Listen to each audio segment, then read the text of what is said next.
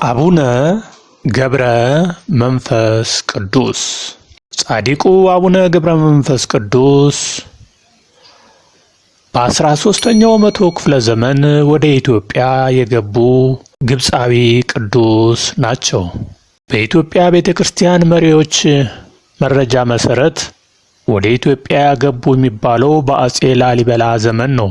የትውልድ ቦታቸው ለአላይ ግብጽ ኒሳ ባሆኑ በሃቢት አልሃግራ በሚባል ቦታ በርግጥ በአንዳንድ ሊቃውንት አቡነ ገብረ መንፈስ ቅዱስ ኢትዮጵያ መሆናቸው ይነገራል። ነገር ግን የወላጆቻቸው ስም በሚገባ ለመታወቅ ባለመቻሉ አቡነ ገብረ መንፈስ ቅዱስ እናታቸው አቅሌሲያ ወይም ቤተክርስቲያን አባታቸው ስምዖን ካህን እንደተባሉና የዚህም ምክንያት ከቤተክርስቲያን የተገኙ ለማለት መሆኑን ያስረዳሉ። አንድ መጽሐፈ ታሪክም አቡነ ገብረ መንፈስ ቅዱስ በእውኑ ተክለ ሃይማኖት ብፁዕን ወቅዱሳን ተወልደ በኢትዮጵያ ይላል። አቡነ ገብረ መንፈስ ቅዱስ ከ500 ዓመት በላይ በዚህ ምድር ላይ መኖራቸውንና በትግራይ እስከ ሸዋ ባለው ክፍለ ተዘዋውረው ማስተማራቸውን በዚህም ምክንያት ዝቋላ ደብረ ከዋክብት አቡነ ገብረ መንፈስ ቅዱስንና ምድረ ከብድ ገዳማትን መትከላቸውን ታሪካቸው ያሳየናል። ያረፉት በአጼ ሕዝበናኝ ዘመን በ1414 እስከ 1418 ዓመተ ምህረት ነው። ጻድቁ በትግራይ አቡዬ፣ በአማራው አቡነ፣ በኦሮሞኛዎች ዘንድ ደግሞ አቦ በመባል ይታወቃሉ።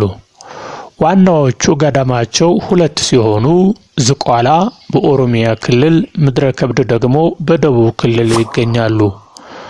አቡነ ገብረ መንፈስ ቅዱስ በኢትዮጵያ ቤተክርስቲያን አንድ ከውጭ መጥተው ኢትዮጵያ ውስጥ ከኖሩ ቅዱሳን አንዱ ናቸው። በኢትዮጵያ ቤተክርስቲያን የሚታወቁት ቅዱሳን ከአመጣጣቸውና አኗኗራቸው አንጻር በ3 ይመደባሉ። ኢትዮጵያ ተወልደውና ኖረው ኢትዮጵያ ያረፉ አብዛኞቹ ቅዱሳን በዚህ ምድብ ናቸው። ከውጭ መጥተው ኖረው ኢትዮጵያ ያረፉ እንደ ሰላማ ከሰቴ ብርሃን፣ ማህበረ ጻድቃን፣ ተስዓቱ ቅዱሳን፣ አባ ሊባኖስ፣ አቡነ ገብረ መንፈስ ቅዱስ፣ እጭጌ ዕንባቆምና ሌሎችም። ኢትዮጵያ ተወልደው ውጭ ኖረው ያረፉት ደግሞ አቡነ አውስጤዎስ፣ ሙሴ ጸሊም፣ ሙሴ ሀበሻው ወይም ሙሴ አልሀበሻ ወይም ገብረ ክርስቶስ፣ አብዱል መሲህ፣ አቡነ ገብረ መንፈስ ቅዱስ በውጭ ሀገር ተወልደው ኢትዮጵያ መጥተው ኖረው ካረፉት ቅዱሳን የሚመደቡ ናቸው። በቁም ከሚሳሉ ጥንታውያን ስዕሎች አንዱ እሳቸው ናቸው። በኢትዮጵያ ቤተክርስቲያን የግድግዳና የብራና ላይ ስዕሎች መካከል ለብቻቸው በቁም በአብዛኞቹ ቤተክርስቲያን ከሚሳሉት 4 ቅዱሳን አቡነ ተክለ ሃይማኖት፣ አቡነ አውስጤዎስ፣ አቡነ ገብረ መንፈስ ቅዱስና አቡነ አረጋዊ ውስጥ ከሆኑት አንዱ ናቸው። የቁም ስዕላቸው ከወሎ ገነተ ማርያም እስከ አዲስ አበባ በሚገኙ ቤተ ክርስቲያናት ግድግዳ ላይ በሰፊው ይገኛል። ከአቡነ ተክለ ሃይማኖት ቀጥለው በኢትዮጵያ ቤተክርስቲያን የሚከበሩ ጻድቅም ናቸው። በ1990ዎቹ ዓመተ ምህረት በነበረው የሰበካ ጉባኤ የቤተ ክርስቲያናት ቅጽ ላይ በመላ ሀገሪቱ 2620 በላይ የአቡነ ገብረ መንፈስ ቅዱስ ስም የሚጠሩ አብያተ ክርስቲያናት እንደነበሩ ይታወቃል። አሁን ሊጨምር ይችላል በእሳቸው ስም የተሰራ። የንጉሥ አዋጅ ቅድስናቸውን ከወላጆቻቸው ቅዱሳን አንዱ ናቸው። በዓላቸው መጋቢትና በጥቅምት 5 በጥቅምት 27 እና በታኅሳስ 29 እንዲሆን ንጉሥ ሕዝበናኝ አውጇል። በ14ኛውና በ15ኛው መቶ ክፍለ ዘመን የጸሎት መጻሕፍት የሥርዓተ ጸሎት ቅድም ተከተል መሰረት የአቡነ ተክለ ሃይማኖት ቀጥለው ለምልጃ የሚጠሩት አቡነ ገብረ መንፈስ ቅዱስ ናቸው። በሰዓታትና ኪዳን ጸሎት ጊዜ ገድላቸው ከሚነበቡ የኢትዮጵያን ቅዱሳት መካከል ከነ አቡነ ተክለ ሃይማኖት፣ ከአቡነ ገብረ መንፈስ ቅዱስ እና አቡነ አረጋዊ ውስጡ አንዱ ናቸው። የአራዊት አባቶች ከሚባሉት ከነ አቡነ ሳሙኤል ዘዋልድባ፣ ከነ አቡነ አረጋዊ፣ ከነ አቡነ በርተለሜዎስ ውስጥም አንዱ ናቸው። አቡነ ገብረ መንፈስ ቅዱስ በሕዝብ ባህል ውስጥ ከሌሎቹ ቅዱሳን ኢትዮጵያውያን በተለየ በሕዝብ ባህል ውስጥ ቦታ አላቸው። በሕዝብ ባህል ውስጥ ቦታ በመያዝ ከቅድስት ድንግል ማርያም ቀጥሎ ሊሆኑ ይችላሉ። የዚህን ምክንያት በእርግጠኝነት መናገር ከባድ ቢሆንም ግን ከሁለት ነገር የመነጨ ነው። አቡነ ገብረ መንፈስ ቅዱስ በሽምግልናቸው የሚታወቁ ጻድቅ በመሆናቸውና በኢትዮጵያውያን ዘንድ ሽማግሌ ካለው ከበሬታ ስፍራ የመነጨ ሊሆን ይችላል።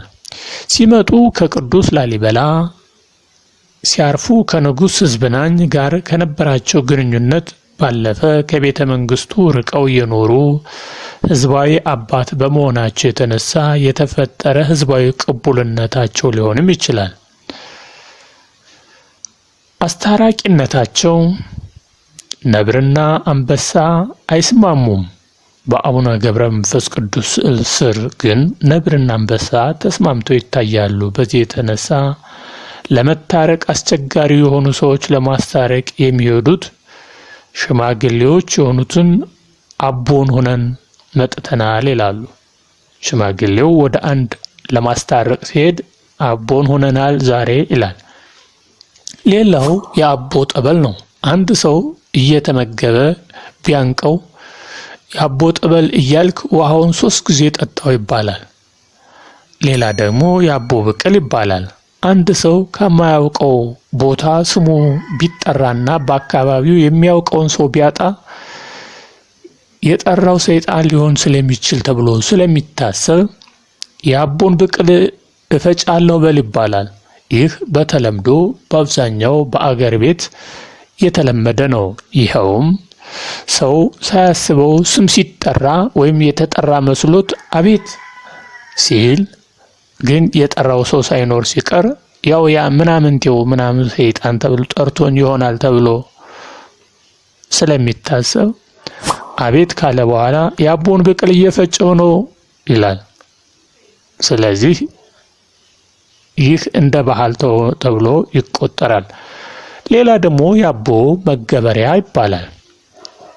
የአቦ መገበሪያ አንድ ሰው አንድን ነገር አጥፍቶ ተሰውሮ እንደማያመልጥ ለመግለጥ የአቦን መገበሪያ የበላ ሲለፈልፍ ይውላል ይባላል። ምክንያቱም አንዳንዴ በእኛ ሀገር በቤተ ክርስቲያን ጽላት ወይም የሆነ ነገር ሰርቆ ሊወጣ ሲል በር ላይ እንደቆመ ደርቆ ይገኛል። ወይም ደግሞ የሆነ ነገር አድርጎ ገና ሳይጠየቅ ሲለፈልፍ ልጅም ሊሆን ይችላል። አንድ ነገር አጥፍቶ እናቱ ወይም አባቱ እንዳይቆጡት እንዲህ አድርጌ እንዲህ ብዬ ብሎ ሲለፈልፍ ወይም ሲጮህ የአቦን መገበሪያ የበላ ሲለፈልፍ ይኖራል ተብሎ ይነገራል። እንደገና አቦ ሰጥም ይባላል። አንድ ሰው የማያውቀውን ነገር በግምት ሲናገር ይሄ አቦ ሰጥነት ይባላል። አቦ ሰጥ ዝም ብለህ ትናገራለህ ይባላል። በአቦ ይዤሃለሁም ይባላል። በአቦ ይዤሃለሁ ከተባለ አንድ አራዊት የቤት እንስሳትን እንዳይበሉባቸው ገበሬዎች በአቦ ይዤሃለሁ ብለው ይገዝቷቸዋል። ይህም አህያ ወይም ከብት ወይም እንደዚህ መንገድ ላይ ታሞ ቢወድቅ ወይም መንገድ ላይ ቢጠፋ ባሉበት ቦታ ሆነው በአቦ ይዤሃለሁ ብለው ከብቱን ወይም በሬውን ወይም ላሙን እንዳይበላ በአቦ ስም አማምለው ይመለሳሉ። በሚገርም ሁኔታ ይህ ነገር ሲሆን ከብቱ ጅብ ሳይበላው ውሻም ሳይጮህበት ወደ ቦታው ወደ ቤቱ ይመለሳል።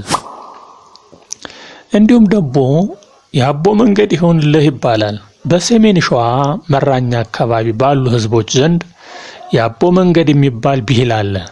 አቡነ ገብረ መንፈስ ቅዱስ ሚዳ በሚገኘው የአቡነ መልከጼዴቅ ገዳም ጥቂት ጊዜ ቆይተዋል ይባላል። በኋላ በዚያ ገዳም ሲወጡ አቡነ መልከጼዴቅ የት ሊሄዱ ነው ብለው ቢጠይቋቸው እርሱ ወደ መራኝ ብለው መለሱላቸው። ከተማው መራኝ የተባለው በዚህ ምክንያት ነው ይባላል። ታዲያ በዚህ ምክንያት አንድ ሰው መዳረሻውን በውል ሳያውቀው መንገድ ሲጀምር መንገዱ የአቦ መንገድ ይባላል ወይም የአቦ መንገድ ይሆንልህ ይባላል። ወደምትሄድበት በሰላም ያደርስህም እንደማለትም ይሆናል። የአቦ መንገድ ይሆንልህ። የአቦ ቁራም ይባላል።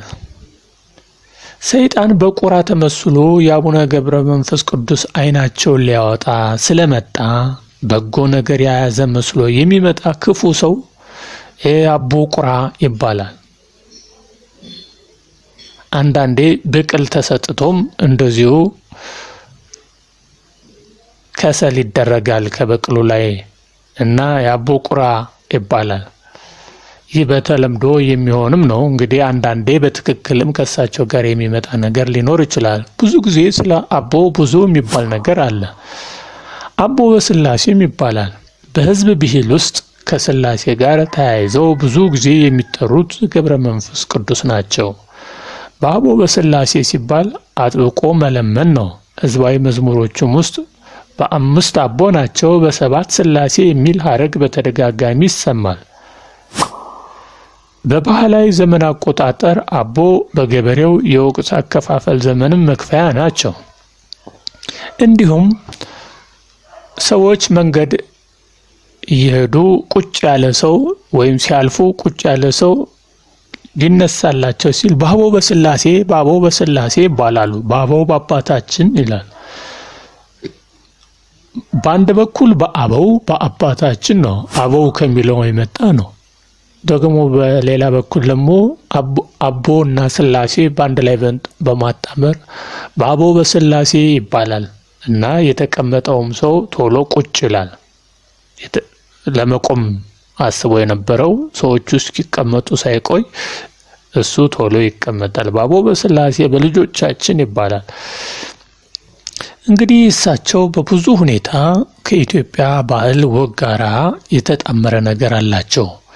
በገበሬው ዘመን ቆጠራ ክረምት የሚገባው በሐምሌ አቦ ዕለት ነው፣ የሚወጣው ደግሞ የጥቅምት አቦ ነው ተብሎ ይታሰባል። በዋናው የዘመን አቆጣጠር አንዳንዶቹ ሰኔ 22 ይላሉ፣ አንዳንዶቹ ሰኔ 25 ነው ይላሉ። ከዛ ወደ ጥቅምት መውጫው ደግሞ ወደ ጥቅምት ነው 25 ይላሉ። መስከረም የሚያደርጉት አሉ። በገበሬው በእርሻ ወቅት ግን ዋናው አቦ ከገቡ ሐምሌ ስላሴ አቦ ከገቡ ዋናው ክረምት ገባ፣ ሐምሌ ጀግናው፣ ሐምሌ ወንዱ ይባላል። የሚወጣው ደግሞ ጥቅምት አቦ ተብሎ ይታሰባል። ከጥቅምት በኋላ ያለው ዝናብ አነስተኛ በመሆኑ የመከርም የሚደርስበት በልጉ የሚደርስበት በመሆኑ ነው። እንደገና በልግ ይገባል የሚባለው በየካቲት አቦ ስለሆነ ገበሬው የካቲት አቦን አይተህ ተሰደድ ይላል። እንግዲህ ስደት እንኳ ቢኖር በየካቲት አቦ ዝናብ ካልጣለ በልግ የለም ማለት ስለሆነ ሀገርህን ልቀቅ ነው እንደማለት ነው። የካቲት አቦን አይተህ ተሰደድ ሲባል የበልግ ዝናብ እንግዲህ በየካቲት አቦ የካቲት 5 ቀን በብዛት ከዛ ጊዜ ጀምሮ ይመጣል ተብሎ የሚታሰብ በመሆኑ ነው። ይህ በሁሉም አካባቢ አይደለም። ያውም የካቲት ወደ መጨረሻው ዋናው የአርባ ጾም የኃይለኛ ፀሐይ የሚሆንበት ቦታም ከፍተኛ ነው። ወደ አንዳንድ በኩል ወደ ሸዋ በኩል ደግሞ በበልግ ዝናብ የሚዘንብ ስለሆነ የበልግ ዝናብ ካልዘነበ እንግዲህ የካቲት አቦን አይተህ ተሰደድ ይላል። የአቦ ዝናብ በዛ አካባቢ ስለሚመጣ እንግዲህ እሳቸው በብዙ ነገር ከህብረተሰቡ ጋር የቀረበ ባህል ወግ ታሪክ አላቸው። አቡነ ገብረ መንፈስ ቅዱስ አቦ በገበሬው ዘንድ በወሩ መግቢያ የአቦ ቀን ነው። እንግዲህ ለነሱ የወሩ መግቢያ 5 ነው እንደማለት ነው። ቀጠሮ ሲይዝ አቦ በኋላ በዚህኛው ቀን ብሎ ነው። አቦ በኋላ በማግስቱ፣ አቦ በኋላ በሳምንቱ ይባላል። በአብዛኛው ገበሬ በአብዛኛው ህዝብ እሁድ በኋላ ተብሎ እንደሚታሰበው ወይም መባቻ በኋላ በዚህኛው ቀን ተብሎ እንደሚታሰብ ወይም ጊዮርጊስ በኋላ በሚቀጥሎ ባለው እሁድ ተብሎ በአሁኑ ሰዓት በቤተ ክርስቲያን እንደሚሰበሰቡት በአብዛኛው ጊዜ አቦ በኋላ በሚቀጥለው ቀን ተብሎ ቀጠሮ ይያዛል። ለሽምግልናም ለምንም ይሁን ለእርሻም ለምንም ይሁን አቦ በኋላ በሚቀጥለው ቀን ተብሎ ቀጠሮ የሚያዝበት ቀን ነው። ሌላው አቦዬ ወይም አቦ በቤተ ክርስቲያን ካህናት በአንኮበር በጎንደርና በአዲስ አበባ ስማቸው ከአርበኝነት ጋር ይነሳል። በሶስቱም ቦታ የሚገኙት የአቦ ቤተ ክርስቲያን ካህናት በ5 ዓመት የጣሊያን ወረራ ጊዜ ከአርበኞቹን ደግፈዋል። ወደ በረሃ ወርደውም ታግለዋል። በዚህ ምክንያት ሶስቱም ቤተ ክርስቲያናት በጣሊያን ዝርፊያና አደጋ ደርሶባቸዋል። የሶስቱም ካህናት ወደ በረሃ ሲገቡ የገጠሙት ግጥሙም በስነ ቃላችን ተላልፎ እኛ ዘመን ደርሷል። ያንኮበሩ አወየን ብዬ እንጂ ይህን ሁሉ ማይ አገሬ አይደለም ወይ ዣማና ዳባይ ተብሏል። በጎንደር ደግሞ ፊት አቦ ጎንደር እንኳን እኔ ጀግናው የፊት አቦ ልጅ ጎንደሬ ለጣሊያን አይሰጠውም እጅ። ቀበና አቦ ደግሞ የአዲስ አበባዎቹ ደግሞ ወግጅልኝ ድጓ ወግጅልኝ ቅኔ ወንዶች ኳሉበት እውላለሁ እኔ ይባላል። እንዲህ የተባለ ብዙ ነገር ስለ አቦዬ ይባላል። ሰምና አቦ ደግሞ እስካሁን ድረስ ባለው ባህል ከእግዚአብሔርና ከቅድስት ድንግል ማርያም ስሞች ውጭ ስማቸው ስም የሚሆንባቸው አቦ ናቸው። አቦነሽ አቦነህ የሚል ስም አለን። በሌሎች ቅዱሳን ግን የለም። ዘርፍ ይጨምርበታል ወይ ወለተ ገብርኤል እንደሚለየው ያለ ይሆናል። ሌላው እስኪ ስለ አቦ ጠበል። የገጠር ሰው ትዳር ሲይዝ መጀመሪያ የሚጠጣው የአቦን ጸበል ነው። አቦን ቀድሞ የጠጣ ትዳሩ ይሰምራል፣ ከሰው ጋር በሰላም ይኖራል ተብሎ ይታመናልና በገበሬው ዘንድ አቦዬ አቦ በጣም ከፍተኛ ቦታ አላቸው።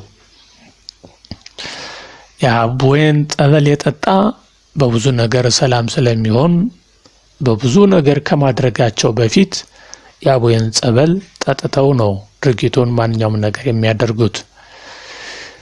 አቦ የቅኔ መማሪያም ናቸው። አቦ ቅኔ ለቅኔ ተማሪ መማሪያ ሁሉ ቤተ ቅኔ ነው። አቦ ውርዝቡ እምነ ኩሉ በልጡ አንድ እንጀራ በጨው እሱም በማለዳ ለምጠጡ እንደማለት ነው። እና አቦዬ ጻድቁ በብዙ ነገር ከኢትዮጵያ ሕዝብ ጋራ ለዛውም ከገበሬው ጋራ ከፍተኛ ግንኙነት አላቸው። ከላይ ያየናቸው ስነ ቃልና መረጃዎች መሰረት ስናደርግ አቡነ ገብረ መንፈስ ቅዱስ ከሌሎች የኢትዮጵያ ቤተ ክርስቲያናትና ቅዱሳን በላይ በሕዝቡ ውስጥ በባህላዊ ቦታ እንዳላቸው ያሳየናል። የዚህ ምክንያቱም ምናልባት ሽምግልናን የሚያከብረው ባህላችን ጋር ተስማምቶ ወይም አብዛኛው ታሪካቸው ከቤተ መንግስት የራቀ በመሆኑ ህዝባዊ ቅቡልነታቸው ስላገኘላቸው ሊሆን ይችላል። በዚህ ረገድ ከእርሳቸው የላቀ ባህላዊ ቦታ በኢትዮጵያን ዘንድ ያለ ቅድሳት ድንግል ማርያም ናት። የማርያም መቀነት፣ የማርያም አራስ፣ የማርያም ፈረስ፣ የማርያም ግርዛት፣ የማርያም ሽልም ታውጣችሁ፣ ማርያም ትቅረብሽ፣ ማርያም ታጫውትሽ እየተባለ ብዙ ስለ ማርያም ይነገራል። ይህ የአቡነ ገብረ መንፈስ ቅዱስ ባህላዊ ቦታ ኢትዮጵያውያን ቅዱሳን በእምነት ውስጥ ካላቸው ቦታ በተጨማሪ በህዝብ ውስጥ ያላቸው ህዝባዊ ስፍራ የሚያሳይ እነርሱም በተመለከተ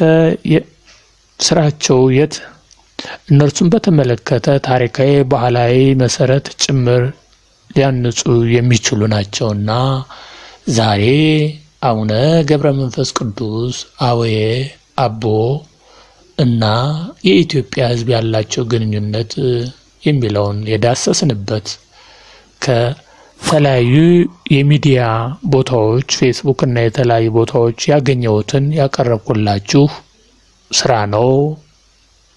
አቦ ይባርካችሁ። አቡነ ገብረ መንፈስ ቅዱስ ከናንተ ጋር ይሁኑ። ውጭ ሀገር ያላችሁ ሀገር ውስጥም ያላችሁ የአቡዬን ጸበል የአቡዬ ብቅል የአቡዬ እየተባለ የሚባለው ሁሉ የእውነት ነውና በባህሉም በወጉም በታሪክም አቡነ ገብረ መንፈስ ቅዱስ ከእናንተ ጋር ይሁን። አገራችንን ሰላም ያድርግልን። ሰላም ሁኑ።